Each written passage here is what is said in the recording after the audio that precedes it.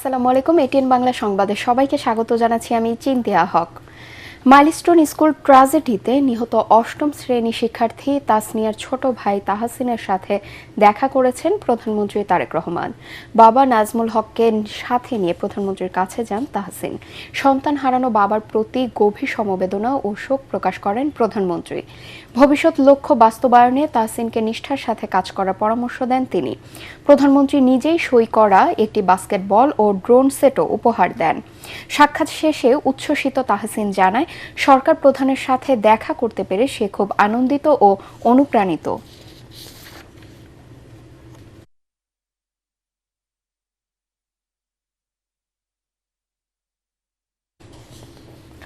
Dhaka Washington সম্পর্কের ভবিষ্যৎ মূল্যায়নে বৃহস্পতিবার ঢাকায় আসছে যুক্তরাষ্ট্রের দক্ষিণ ও মধ্য এশিয়া বিষয়ক বিশেষ দূত সার্জিও গোর। তিনি সরকার বিভিন্ন মন্ত্রণালয়ের মন্ত্রী, ব্যবসায়ী প্রতিনিধি এবং সুশীল সমাজের প্রতিনিধিদের সাথে আলোচনায় অংশ নেবেন। সফরে বাংলাদেশের পররাষ্ট্র নীতির বর্তমান অগ্রাধিকার এবং আঞ্চলিক ও কৌশলগত অবস্থান পর্যালোচনা করাও প্রেসিডেন্ট ডোনাল্ড ট্রাম্পের বিশেষ এই দূতের অন্যতম লক্ষ্য। প্রধানমন্ত্রী তারেক রহমানের চীন সফরের ঠিক এক মাস পর মার্কিন দূতের এই আগমন কূটনৈতিক অঙ্গনে বিশেষ গুরুত্ব বহন করছে বলে মনে করা হচ্ছে। ভারতে নিযুক্ত মার্কিন রাষ্ট্রদূত সার্জিও গোরের রুটিন এই সফরের কেন্দ্রে বেইজিং ও মস্কোর সঙ্গে বাংলাদেশের বর্তমান সম্পর্কের গভীরতা মুখ্য বিষয় হতে পারে বলে ধারণা করছে কূটনৈতিক মহল।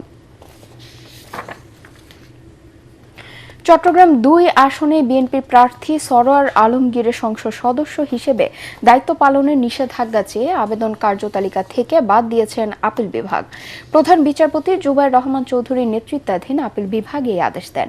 এর ফলে এমপি হিসেবে তার দায়িত্ব পালনে বাধা নেই বলে জানিয়েছেন অ্যাটর্নি জেনারেল রুহুল কুদ্দুস কাজল।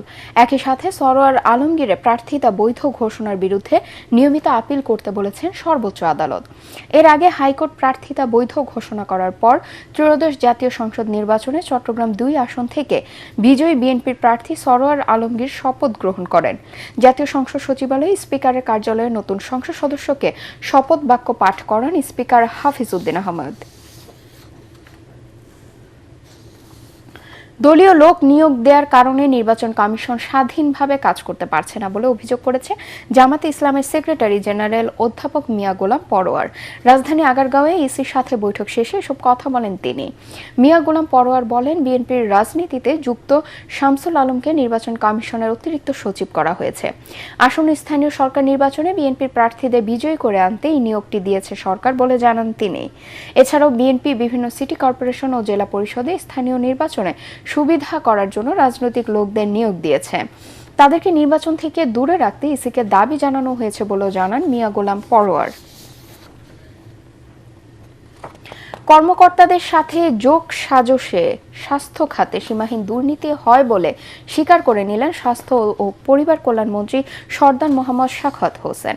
বলেন, স্বাস্থ্য সহায়ক যন্ত্রপাতি কেনাকাটায় অপরিকল্পিত বিনিয়োগ দুর্নীতিবাজদের টিকিয়ে রেখেছে। রাজধানীতে জনস্বাস্থ্য ব্যবস্থার ঘাটতি পূরণ শীর্ষক এক কর্মশালায় তিনি এসব কথা বলেন।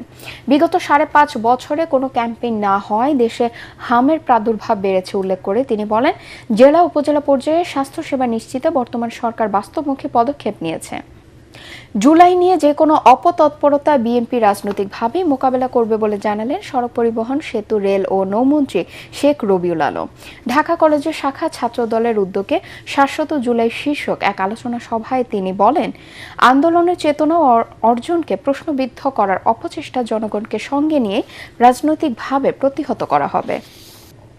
আন্তর্জাতিক, জর্ডানে আমেরিকান সামরিক ঘাঁটিতে আকস্মিক ক্ষেপণাস্ত্র হামলা চালিয়েছে ইরান। এক এক্স বার্তায় এমন তথ্য জানিয়েছে ইউএস সেন্টকম। তবে পেন্টাগন দাবি করছে সবগুলো মিসাইল আকাশেই ধ্বংস করা হয়েছে। জবাবে ইরাকের উত্তরাঞ্চল নিনেভায় ইরানের কয়েকটি মিলিশিয়া ঘাঁটি লক্ষ্য করে যৌথ হামলা চালিয়েছে যুক্তরাষ্ট্র ও সৌদি আরব।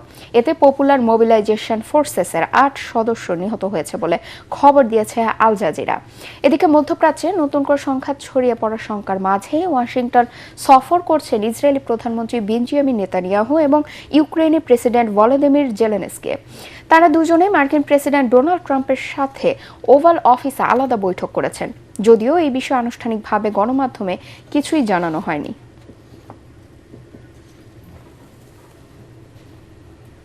পরবর্তী সংবাদ দেখার আমন্ত্রণ জানিয়ে এখনকার মতো শেষ করছি। এটিএন বাংলা সংবাদ ইউটিউবে দেখতে ব্রাউজ করুন youtube/ATN Bangla News। ধন্যবাদ সবাইকে।